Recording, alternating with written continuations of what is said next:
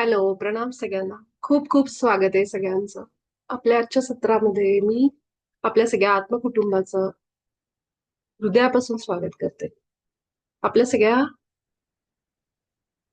Highest self, आपले गुरु, परमात्मा, परम चैतन्य जे आपल्या सगळ्यांच्या आतमध्ये वाहत आहे, त्याचे आभार मानते आणि प्रणाम करते. आज दोन गोष्टी मला सांगायच्या सगळ्यांना. एक तर महाशिवरात्री येते, त्यामुळे महाशिवरात्रीच्या दिवशी आठवणीने जितका वेळ आपल्याला काढता येतोय ध्यानासाठी तो काढा. त्याच्या आधी सुद्धा एक आपण जे क्लिन्झिंग केलं होतं परवा, एक ध्यान केलं होतं, ते ध्यान तुम्ही पुन्हा पुन्हा करू शकता. यामध्ये जसं मॅडमनी ते करून घेतलंय, त्याच्यामध्ये एक पर्पल रंग जो लाईट आहे, तो लाईट आपल्या अंगावरून, शरीरावरून पूर्ण शरीरामध्ये तो लाईट पसरतोय. तर ती फ्रिक्वेन्सी आपल्या आतमध्ये घ्यायची आपल्याला. आणि ती जी त्या लाईटची जी फ्रिक्वेन्सी आहे ती मदत करते आपल्याला, की जे काही असे एनर्जी ब्लॉकेजेस असतात आपल्या ऑरामध्ये, आपल्या ऊर्जा क्षेत्रामध्ये, ते पूर्णपणे बाहेर घालवण्यासाठी ती मदत करते. ऑफकोर्स आपला सगळा खेळ असतो तो आपल्या विचारांचा, भावनांचा. पण जेव्हा आपण ह्या अशा सत्रांमधून किंवा इतर वेळेस कधीही आपण जेव्हा आपला ऑरा म्हणा, हे कलर्स वापरतो आपल्या शरीरावर, आपण कल्पना करतो, तेव्हा खरोखर आपण त्या फ्रिक्वेन्सीशी जोडले जातो. आणि हे आपण जितकं आतून, हृदयातून विश्वास ठेवून करू, ते खरोखर घडतं. कारण what we think we become. ठीक आहे. तर आपल्या ज्या गोष्टींवर विश्वास आहे, आपण जितक्या विश्वासांनी जे आपले विचार आहेत, ती आपली रियालिटी बनते. आणि विचारांमध्ये सुद्धा अजून एक गोष्ट महत्वाची म्हणजे भावना. नुसतेच विचार येतात माझ्या मनामध्ये, आज दिवसभर मी हे करावं किंवा उद्या मी ते करावं. पण जेव्हा मी त्या विचारांना भावनेची साथ देते, म्हणजे काय, की मी फील करायला लागते, की खरोखर माझ्या अंगावर असा धबधबा पडल्यासारखा तो कलर माझ्या अंगावर पसरतोय. संपूर्ण शरीरावर तो कलर माझ्या पसरतोय. हे मी फील करते आणि विचार यातला फरक तुम्हाला सगळ्यांना माहिती. तर ह्या पद्धतीने जेव्हा करतो, पांढरा रंग असेल, गोल्डन कलर असेल, तर ती चित्र जी असतात तुम्ही गुगलवर बघा एकदा. डोळ्याला बघितलं, की बघितल्यावर आपल्याला ते जास्त चांगल्या पद्धतीने समजतं. उदाहरण मी तुम्हाला फक्त एकदा इथं दाखवते, की जेव्हा आपण 1 मिनिट. जेव्हा आपण ध्यानाला बसायची सुरुवात करतो ना, आणि आपण समजा त्या दिवशी असं काही ध्यान करायचा विचार करतोय, की मला थोडं लाईटची फ्रिक्वेन्सी घ्यायची, तर गुगलवर जायचं, इथं फक्त सर्च करायचं, की पर्पल कलर मेडिटेशन. तर तुम्ही इमेजेसमध्ये गेलात, की तुम्हाला असे वेगवेगळे पर्पल कलर लाईट पाहिजे होतं ना? हां, हे बघा. तर हे जे असं दिसतंय, इथं बसलाय व्यक्ती आणि ह्या अंगावर असा पर्पल कलरचा लाईट दिसतोय. तर हे तुम्ही थोडं बघा सुरुवातीला. म्हणजे ना, जेव्हा डोळे मिटू आपण, आता हे जसं दाखवलंय, तर हे जेव्हा आपण डोळे मिटू ना, आपल्या डोळ्यापुढे ही चित्र यायला सुरुवात होतात. तर हे बघा, हे जे असं चित्र आहे ना, हे अगदी छान आहे. की असा कलर आपल्या अंगामध्ये पसरतो, ही फ्रिक्वेन्सी, आपला ऑरा, आपल्या पूर्ण शरीरामध्ये प्रत्येक भागामध्ये हा कलर जातो. तर हे जेव्हा आपण असं बघतो ना, जसं की आता पर्पल झालं, तर इथं गोल्डन पण असेल. हे आता हा गोल्डन कलर दाखवला इथं, की कसा तो आतमध्ये. तर हे तुम्ही व्हिज्युअलाइज करण्यासाठी हे इझी जातं. म्हणून मग असे तुम्हाला जे असं वाटतं ना, की आपण जी अशी ध्यान करतो, तर कसं इमॅजिन करायचं? तर मी असं करायचे सुरुवातीला. मला ते इमॅजिनेशन करायला पण एक आपल्या डोळ्यासमोर जेव्हा चित्र येतं ना, तेव्हा ते सोपं जातं, दृश्यम. त्यामुळे पहिलं तुम्ही Googleवर जाऊन अशी कुठलेही कलर, जेव्हा आपण मेडिटेशनमध्ये बसतो, व्हाईट कलर असेल, तर पांढरा शुभ्र रंग असा आपण त्याच्या फोकसमध्ये खाली बसलोय, हे बघा. बघितल्यानंतर ते आपल्या एकदा मनामध्ये, सबकॉन्शियसमध्ये उतरलं, की ते कल्पना करायला सोपं जातं. बरोबर आहे ना? तर मी ह्या पद्धतीने करायचे. तर हे जेव्हा आपण करायला सुरुवात करू, तेव्हा आपल्याला फरक जाणवतो, की ऊर्जा पण माझी बदलतीये. मला जे म्हणजे आपल्याला जर हे बदल करायचेत ना, त्यासाठी हे मेडिटेशन मदत करतात. ठीक आहे. तर हे आपल्या कलर्सचा हा अनुभव माझा आहे. आणि असू शकते की काही जणांना काहीच जाणवत नाही, अरे आम्हाला काहीच वाटत नाही. पण ते सूक्ष्म स्तरावर हे बदल होतात. कारण हे सगळं सायकॉलॉजी प्रमाणे काम करतं. तर मी जेव्हा असा विचार करते, म्हणून तर आपण कलर्सचे कपडे घालतो वेगवेगळे. नाहीतर मग सगळं ब्लॅक अँड व्हाईटमध्येच घातले असतं सगळ्यांनी. पण कलर्स आपल्याला मूड आणतात. एक प्रकारचा चांगला एक मूड तयार करतात. आपल्याला उत्साह देतात. ज्या दिवशी आपण पिवळा, केशरी किंवा लाल सुद्धा असे थोडे कलर घालतो, व्हायब्रंट कलर. त्या दिवशी बघा थोडंसं म्हणतो ना, की मूड चांगला होतो आपला आणि फार अगदी आपण असे डार्क कलर्स असतील, नेव्ही ब्लू असेल किंवा काळा असेल किंवा तर त्यावेळेस असं चांगलं वाटत नाही असं नाहीये, पण थोडा बदल म्हणून आपण म्हणतो आज मी पिवळा घालते जरा थोडासा छान वाटेल मला, उत्साह वाटेल. उत्साहवर्धक असे कलर्समध्ये जादू असते. तर नक्कीच रंग आपण जेव्हा त्यांच्याबरोबर काम करायला लागतो ना, तेव्हा ते खरे रंग आपल्या आयुष्यात उतरायला लागतात. हा माझा अनुभव आहे. त्यामुळे मी तुम्हाला हे सांगते. नाहीतर मग नुसतं आपण ध्यान पण करू तर त्याचा पण तेवढाच आपल्याला तितकंच ते प्रभावी आहे. पण जेव्हा या रंगांसोबत आपण काम करायला लागतो ना, तर ते आपल्या चक्रांसोबतच आपल्या सायकॉलॉजीवर, आपल्या मनावर पण परिणाम करतं. तर ह्यामुळं मी आधी विचार करायचे, की का बरं हे असं रंगांचं मेडिटेशन करत असतील? कारण आपले जे ब्रह्मर्षी पितामह पत्रीजी आहेत, त्यांनी तर फक्त आनापानासती ध्यानावरच पूर्ण भर दिलेला आहे. त्यांनी तर सांगितलं तुम्ही काहीही नाही केलं चालेल, फक्त हे ध्यान करा. हे बेसिक सिंपल साधं ध्यान आहे. पण ह्याचे जे परिणाम आहेत ना, ते अद्भुत आहेत. कारण आपले पिरॅमिड संस्थेमध्ये जे मास्टर्स आहेत, जे अनेक वर्ष झालं ध्यान करतात, ते ह्या ध्यानानेच इथपर्यंत पोहोचलेत. त्यांना त्यांच्या आयुष्यात अनेक बदल त्यांनी बघितलेत, अनेक अनुभव घेतलेत त्यांनी. उच्च ऊर्जाच्या सगळ्या ह्याच्याबरोबर ते संवाद करू शकतात, त्याच ध्यानामध्ये. तर म्हणजे मला असं वाटायचं, की हे ध्यान सोडून आपण हे कलर्सचा खरंच तितका परिणाम होतो का? हे होतो का? पण थोडंसं मी त्याच्याबद्दल वाचलं, थोडा रिसर्च केला. मग मला समजलं, की हे रंगांचं आपल्या मनावर, आपलं ब्रेन कसं काम करतं त्याच्यासोबत. त्यामुळं हे खूप महत्वाचं आहे. हे परिणाम करतं आणि जितकं मला त्याच्यातून समजलंय. ठीक आहे? तर तुम्ही पण जरूर हे असे रंग आपल्या डोक्यावर असे गोल्डन कलर येतोय, सिल्वर कलर येतोय, ब्लू कलर असे सगळे रंग आपल्या शरीराभोवती तुम्ही इमॅजिन करू शकता. आणि त्यासाठी Googleवरच्या ह्या चित्रांची मदत घ्या. ते जास्त आपल्याला मदत करतं. दुसरं म्हणजे आता जे येणारी शिवरात्री आहे, त्यावेळेस जेव्हा असे दिवस असतात, महाशिवरात्री, नवरात्र ह्यामध्ये प्रचंड ऊर्जा असते. तर त्यासाठी तयारी करा, की मला ह्या 8 दिवसांपासूनच ऑलरेडी ते सुरू झालेली एनर्जी जाणवतीये. तर रोज थोडा वेळ काढायचा, ध्यानाला बसायचं. रात्री, सकाळी जसा वेळ मिळेल तसा. आणि आजचा जो डॉक्टर वाटवे माईंचा जो व्हिडिओ आहे, तो जरूर सगळ्यांनी ऐका. जर दुपारी वेळ मिळाला नसेल तर. खूप छान त्यांनी साधनेबद्दल इतकं सुंदर सांगितलंय, की कसं आपल्याला आपण प्रत्येक गोष्ट आपल्या आयुष्यात जी नाहीये, त्यासाठी आपण दुःख करत बसण्यापेक्षा ती गोष्ट नाहीये ना, तर त्या वेळेचा सदुपयोग करून आपण ती वेळ आपल्या साधनेसाठी वापरा. कारण हे जे आपल्या समोर हे सगळं आहे, जसं ऑटोबायोग्राफी ऑफ योगीमध्ये योगानंदजींनी सांगितलं होतं, की कसं हे सगळ्या एक एक गोष्टी त्यांनी सांगितल्या त्या पुस्तकामध्ये, की सगळं कण न कण सगळं प्रकाश आहे, सगळं लाईट आहे. आणि जर एकच शाश्वत कुठली गोष्ट असेल तर ती लाईट आहे, प्रकाश आहे. आणि आपण जसं माईंनी सांगितलं त्या व्हिडिओमध्ये, की हे संसार तर सगळा जाणार, ही सगळी माया आहे, सगळं आपल्याला माहिती आहे.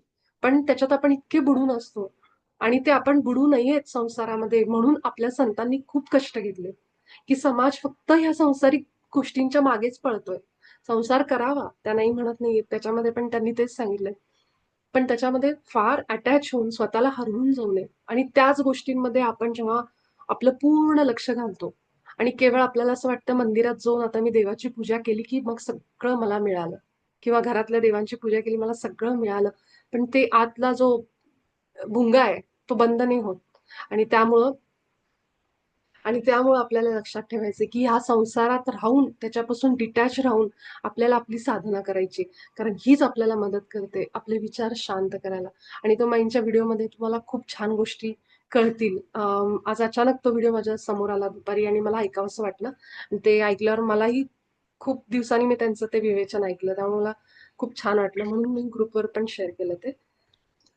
मनाली त्यांनी लिहिलंय की दुपारी ध्यान केलं तर चालतं का? हो, आपण कधीही ध्यान करू शकतो. आपल्या ध्यानाला कुठलंही अजून एकदा सांगते, आज बरं झालं मी हे सांगणार होते. आपल्या ध्यानाला कुठलंही वेळेचं, काळाचं, कशाचंही बंधन नाही. ध्यान हे तुम्ही शरीरासाठी करतच नाही आहात. ध्यान हे आपल्या मनासाठी करतोय. मन आणि शरीर या दोन्हीमध्ये एक कोऑर्डिनेशन आणण्यासाठी. की जे मला मनामध्ये वाटतंय ते मी शरीराने उठून क्रिया करते का, कृती करते का, या सगळ्यांसाठी एक कोऑर्डिनेशनसाठी आपण ध्यान. आणि जेव्हा विचार शांत होतील आपले, तेव्हाच आपल्याला ती एक आतले आवाज ऐकू येतात. आपल्याला शांत वाटतं खरोखर, की मी आहे, की काहीतरी मी चांगलं करते असं वाटतं जेव्हा विचारांना आपण थोडा आराम देतो, शांत देतो. नाहीतर विचार एकामागे एक सुरू असले तुम्ही बघा, आपल्याला सुचत पण नाही काही. कारण सारखे ते निगेटिव्ह विचार, सारखं ते उद्या काय होणार, काल काय झालं, ह्या चक्रामध्येच आपण अडकून बसतो.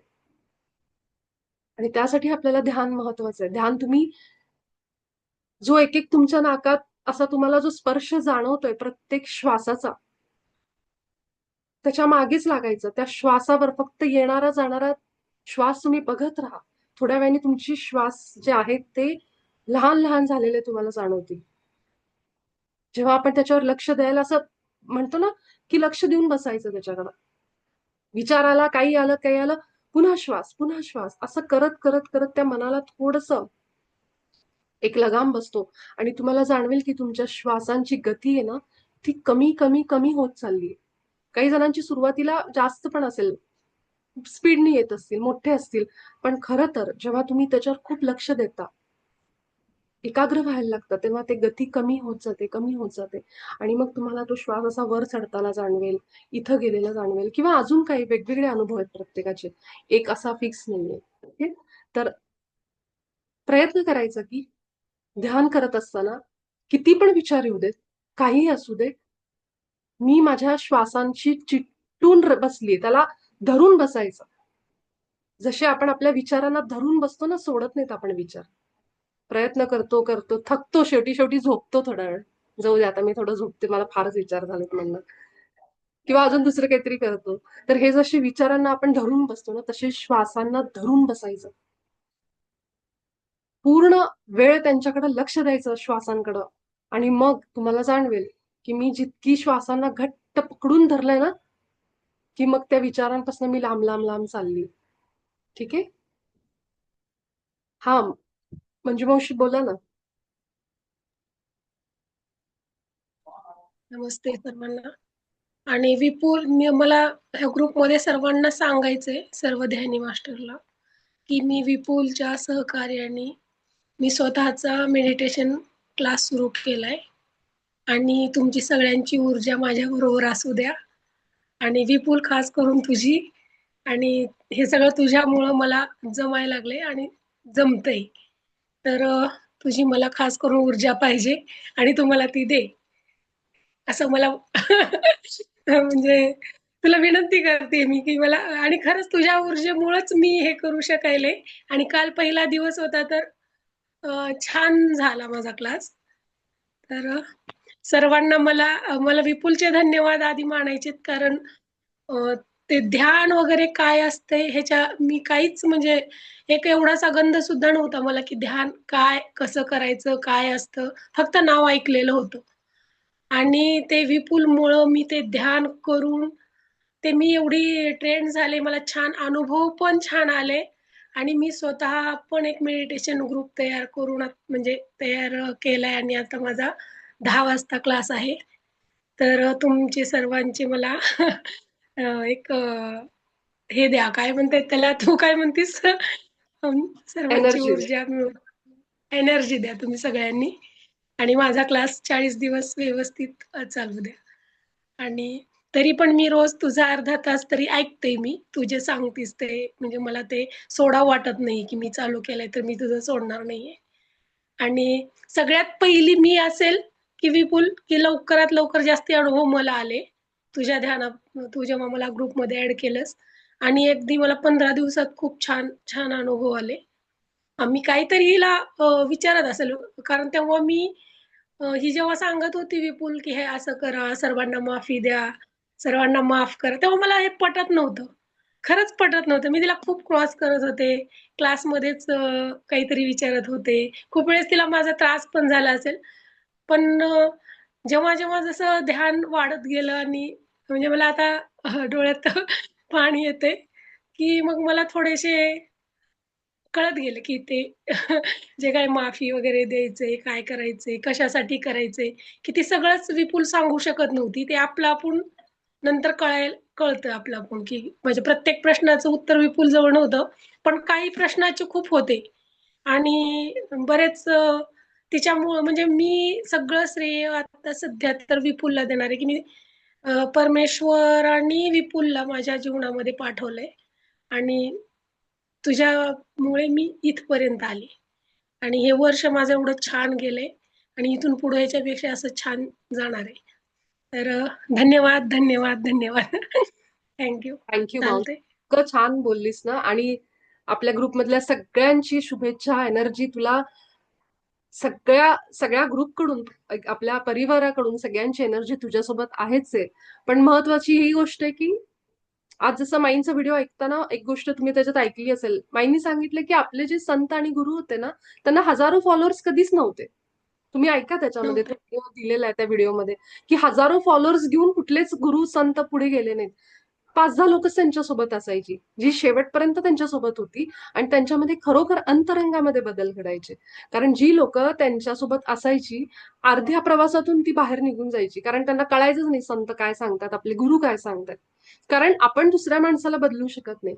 ह्या परिस्थितीमध्ये मावशीचे एवढे जरी म्हणजे ती म्हणतो ना की ती म्हणती असं की तिने मला त्रास दिला, हे दिला, पण ते ठीक आहे. तिला असं वाटतं, पण असं काही नाहीये. कारण मी पण ह्या प्रवासातून गेली. ज्या परिस्थितीमध्ये, ज्या स्थितीला तू होतीस, तिथं मी पण कधीतरी होते. आणि परवाच जेव्हा आरती आणि मी बोलत होतो, तेव्हा आरती मला हेच म्हणाली, की आपण असे काहीतरी, मी पुस्तकांचे व्हिडिओज किंवा हे टाकते, जसं की म्हणजे मावशीचं तिने नाव घेतलं की त्यांना कामांमुळे होत नसेल पुस्तकं वाचणं, पण आपण जेव्हा ऑडिओ टाकू, मी जेव्हा असं तिच्या मनात एक इच्छा होती, तेव्हा अशा सगळ्या बायकांपर्यंत काम करत असताना असं काहीतरी ऐकायला मिळेल त्यांना चांगलं. तर इतका चांगला विचार तिच्या डोक्यात, आणि तेव्हा आम्ही मावशीबद्दलच बोलत होतो. तर मी पण तिला तेच म्हणलं, जी एक वेळ येते ज्यावेळेस तिला कळेल की मी काय सांगायचा प्रयत्न करत होते, किंवा तिच्यापर्यंत परमात्मा काय पोहोचवायचा प्रयत्न करतोय. ज्या दुःखामध्ये, ज्या तडफड असतं ना आपल्या मनामध्ये, की ही नातेवाईक माझ्याशी असं वागतात, ही लोक अशी वागतात, तर ही आपली आतली तळमळ असते. आपण अंधारात असतो आणि त्या परमात्म्याला पण माहितीये की अरे हिचा अंधार दूर कसा करायचा, हिला ह्याच्यातून बाहेर कसं काढायचं. मग तो काय करतो, कुणाच्या माध्यमातून तरी काहीतरी पोहोचवतो. पण मग ते आपण घ्यायचं किती, आपल्याला ते तेव्हा मान्य होत नाही की हे कसं काय असं असू शकतं. त्याला वेळ लागतो. पण जेव्हा आपण विश्वास ठेवतो, जसं मावशीने ठेवला, आणि त्याच्यावर विश्वास ठेवून आपण पुढे पुढे जात राहतो आणि थोडे थोडे बदल करतो, छोटे छोटे. की आज मी ठरवलं की तीच व्यक्ती समोर आली की रागवायचं नाही, काय होतं बघू. माझा इगो, माझा अहंकार, आपण ज्याला अहंकार म्हणतो, तो थोडासा आपण बघतो, प्रयत्न करतो की कसा बदलता येईल स्वतःला. आणि किती जणांना हे पटत नाही जेव्हा आपण सांगतो की आम्हीच का नेहमी नमतं घ्या, हे आम्हीच का हे करा, आम्हीच का करा. हे आपल्याला त्रासदायक ठरतं. हे आपल्याला खूप आतमध्ये हर्ट करतं, रडवतं, आपल्याला निराशा देतं. मग आपण का त्या त्रासामध्ये जगायचं. त्यापेक्षा आपल्या संतांनी जे लिहून ठेवलंय, आपले गुरु आपल्याला तळमळीने सांगतात की बाबा रे, तुम्ही त्याला वेगळं माणूस नका, असं म्हणा की हा माणूस मला काहीतरी शिकवायला आलाय. तर हे सगळं जेव्हा आपल्याला समजायला लागतं, हळू हळू हळू, स्टेप बाय स्टेप, तेव्हा आपल्या आयुष्यात बदल होतात. मी म्हणलं ना की हे 1-2 दिवसातले बदल नाहीयेत. हे आपण जन्मानुजन्म घेऊन आलेलो आहेत. आणि मावशींनी जेव्हा मला सांगितलं, तेव्हा मी तिला म्हणलं की हे तू सुरू करणं हीच मोठी स्टेप आहे. तर हे जरूर कर, आणि अशा तुझ्या माध्यमातून ज्या लोकांपर्यंत पोहोचायचंय, ते पोहोचलं पाहिजे, आणि त्याच्यासाठी तुला तयार केलं गेलंय. आणि इथं असणाऱ्या प्रत्येकाला मी सांगते, असं कुठेही स्वतःला समजू नका की आम्हाला तर बोलताच येत नाही, आम्हाला तर हेच होत नाही, आमच्याकडे तर ज्ञानच नाहीये. ते कधीच होणार नाही. ते परफेक्शन म्हणतो ना, 100%, ते असं तुम्ही जेव्हा शिकवत जाल, हळूहळू सांगत जाल, प्रसार करत जाल, तेव्हाच त्या गोष्टी घडणार आहेत. कुठलाही शिक्षक जेव्हा शिकवायला जातो शाळेमध्ये, 100% ज्ञान घेऊन पूर्ण गुगल डोक्यात आहे आणि आता मी आईन्स्टाईन आहे आणि मी आता जाऊन शिकवतो, असं कधीच नसतं. जेव्हा तो शिक्षक मुलांना शिकवतो, कारण मी पण एका कॉलेजमध्ये लेक्चरशिप केलेली आहे, मला माहितीये की जेव्हा आपण शिकवायला जातो, तेव्हा बऱ्याच सगळ्याच गोष्टी आपल्याला माहित असतात असं नाही. पण जेव्हा आपण शिकवायला सुरू करतो, तेव्हा आपल्याला काही गोष्टी अजून नव्याने उलगडत जातात. आणि ती मुलं तर घडतातच, पण शिक्षक पण घडत असतो त्यावेळेस. त्याच्यासाठी पण खूप लर्निंग असतं. तर त्यामुळं तिने जे स्टेप घेतली तेव्हा मला त्याचा आनंद झाला आणि तो प्लॅन कसा वर्क होतोय. कारण तिला मी पहिल्यापासून म्हणायचे की तुझ्यामध्ये ते स्किल आहे बोलायचं. थोडंसं त्याला पॉलिश करून करून करून तू करू शकते. जवळपासच्या 4 बायका गोळा कर, जेवढे तुझ्या सर्कलमध्ये आहेत. 2-3 बायका का येईनात, हरकत नाहीये. आपल्याला हजारो संख्येने करायचंच नाहीये. आपल्याला क्वालिटी पाहिजे, की ज्या लोकांबरोबर मी आज आहे, त्या लोकांच्या आयुष्यात, सोबत माझ्या आयुष्यात फरक पडतोय की नाही? आणि तो पडलाच पाहिजे, हा पण फोर्स नाही करायचा. ते कंट्रोल, ते नियंत्रण सोडायचं. आपण जे आपल्या माध्यमातून सांगितलं जातंय ते काम करायचं. त्यांच्या आयुष्यातला फरक, त्यांच्या आयुष्यातले बदल हे त्यांच्या वेळेनुसार, त्यांच्या आत्म्यानुसार, प्लॅनिंगनुसार परमात्मा आपोआप करून घेतो.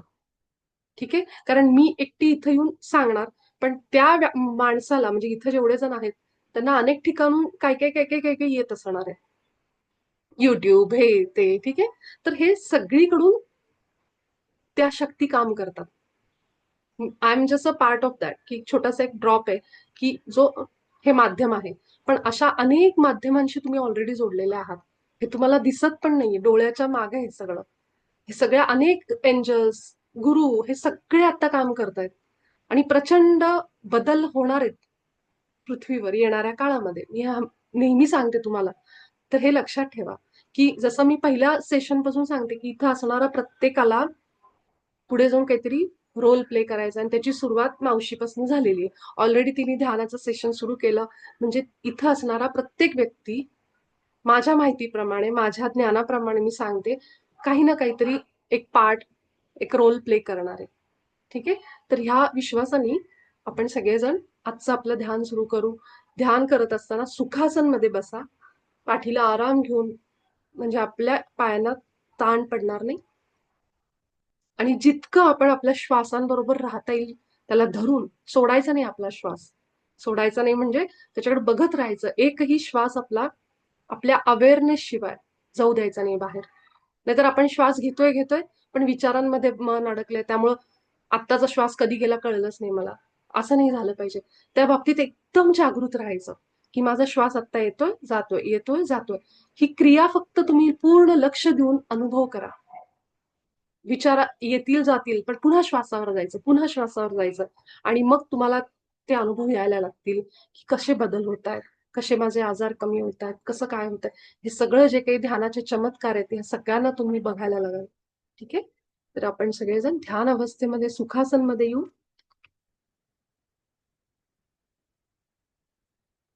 आणि आपल्या ध्यानाची सुरुवात आपण दीर्घ श्वासांनी करू. हळूहळू आपण सगळेजण दीर्घ श्वास घेत घेत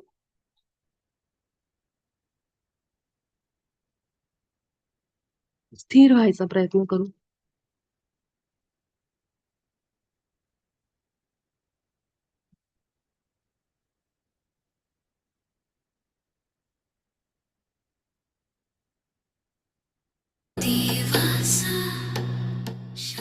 अगदी सावकाश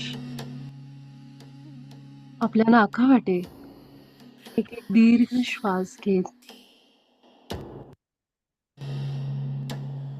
आपल्या तोंडाने एक एक श्वास बाहेर सोडा. माझ्या भूतकाळ आणि भविष्यातून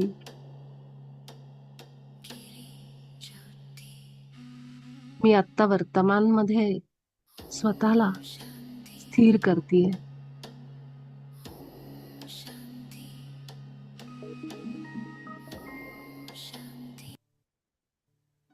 आणि एक एक श्वास माझा मला स्थिर आणि शांत करत जातो.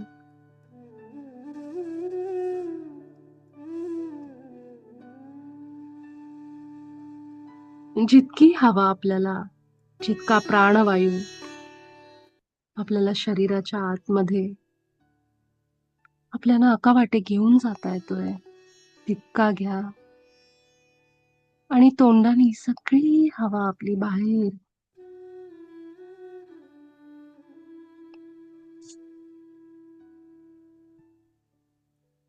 हळुवार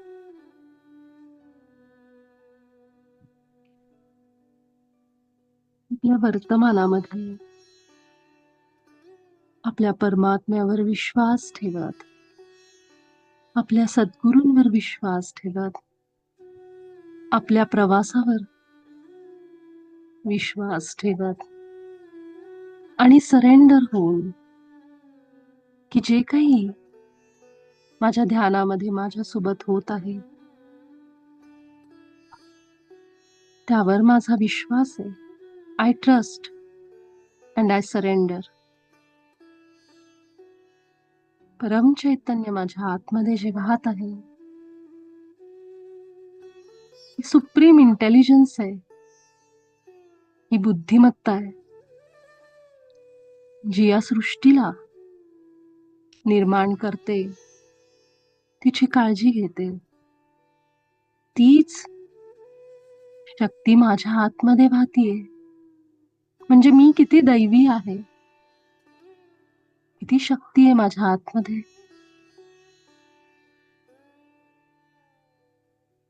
आपले श्वास फील करा. एक एक श्वास हळूहळू शरीराच्या आत प्रवेश करत करत पुन्हा बाहेर जात आहेत आणि पुन्हा शरीरामध्ये प्रवेश करतायत. आपल्या नाकापाशी आपल्याला स्पर्श जाणवतोय, कोमल सहज स्पर्श.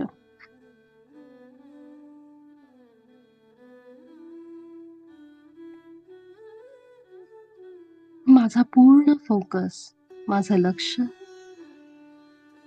केवळ माझ्यावर आहे. या क्षणाला बाहेरच्या जगातला कुठलाही विचार मला महत्वाचा नाहीये. केवळ मी महत्वाची. माझं शरीर, माझा श्वास, ही माझी चेतना. हे सगळं जग साक्षी होऊन बघतीये.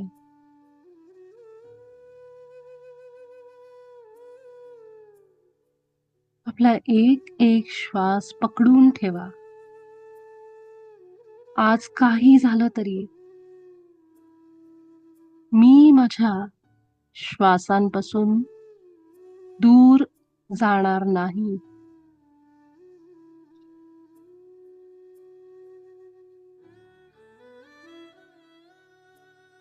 माझी शक्ती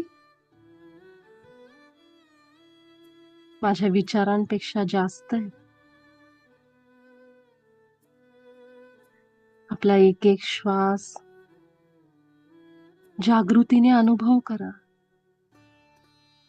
काही झालं तरी, कितीही विचार आले, काळजी वाटली, आवाज आले, तरी देखील आपले श्वास बघत राहा. येणारा, जाणारा.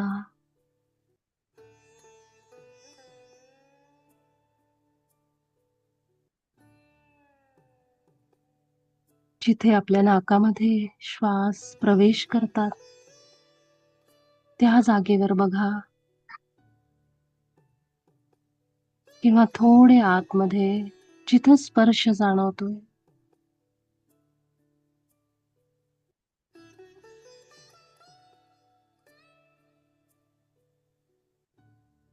आणि हळूहळू विचार शांत होऊन शून्य होऊन जातायत. केवळ श्वास जाणवतायत.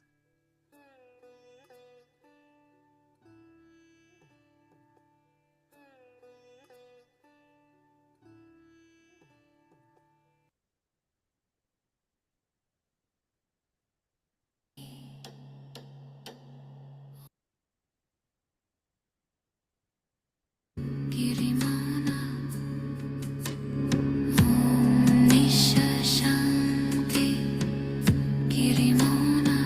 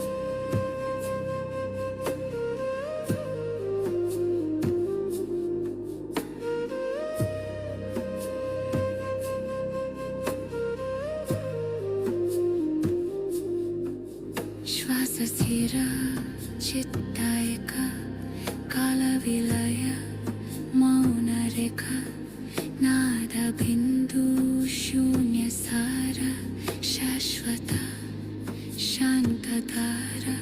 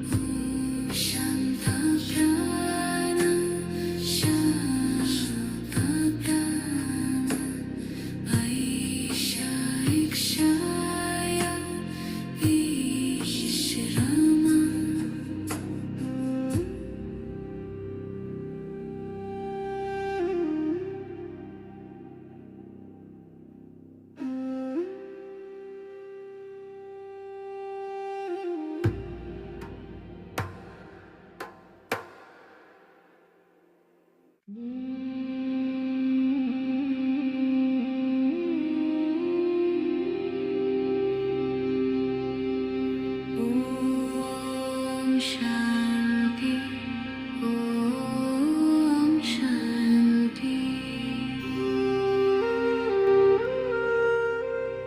ओम शांति ओम शांति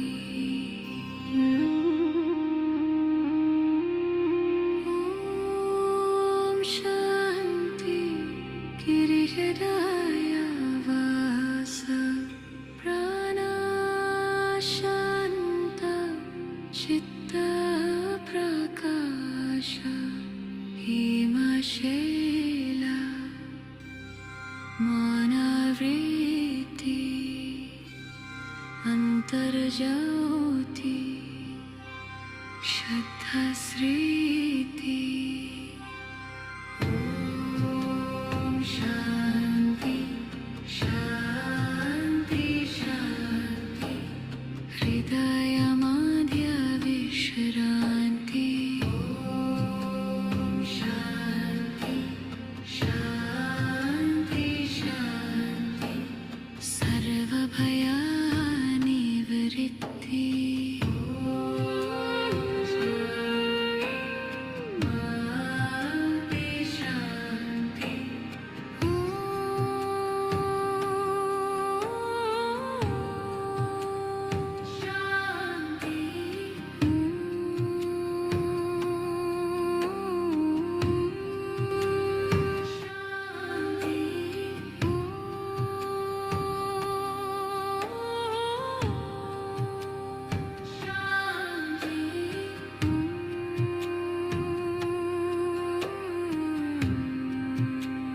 शांति स्वासालया मनश्शान्तं कालं शून्या शिवकान्तं नाडबिन्दुः अन्तरनाड शाश्वत प्रेम साधना ओम शांति शांति शांति हृदय मध्य विश्रांति ओम शांति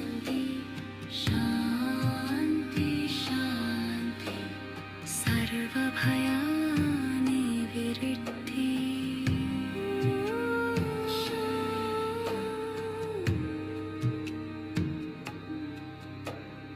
ॐ हरिं शान्ति गिरिनाद ॐ हरिं शान्ति गिरिनाद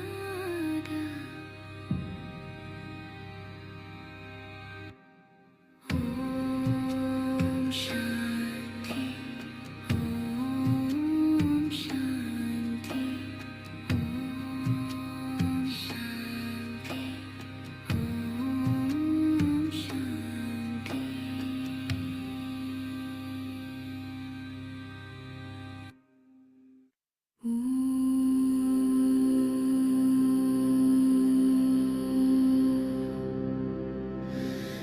Shandiya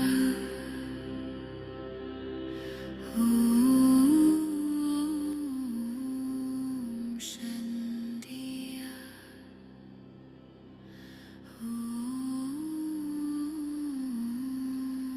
इथून थोडा वेळ ह्याच अवस्थेमध्ये आपण राहू शकता आणि जेव्हा आपल्याला योग्य वाटेल त्यावेळी हळूहळू ध्यानातून बाहेर येऊ शकता. आपण सगळे भेटू उद्याच्या सत्रात.